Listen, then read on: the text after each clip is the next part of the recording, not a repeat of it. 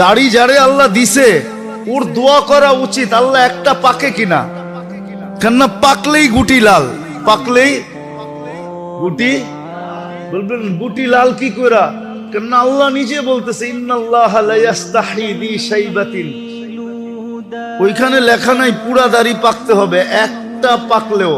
ইব্রাহিম আলাইহিস সালামের একটা পাক ছিল, সারা আলাইহিস সালাম বলতেছে ইব্রাহিম এটা আবার কি, মা হাযিহিল বিয়াদ, এই সাদা এটা আবার কি, উঠায় ফেলা। তো বোর কথায় উঠাইতে গেছিলেন, হাত বাড়াইছেন, আল্লাহ উপর থেকে আওয়াজ দিছে খলিল হাত নামান। কয় কেন? কয় এটা সাদা না, এটা সম্মানের সিল,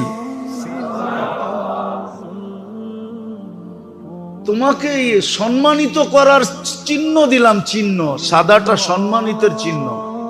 তো যার দাড়ি উঠছে ও তো কাটবে দূরের কথা, ও তো সারাদিন খতম পড়া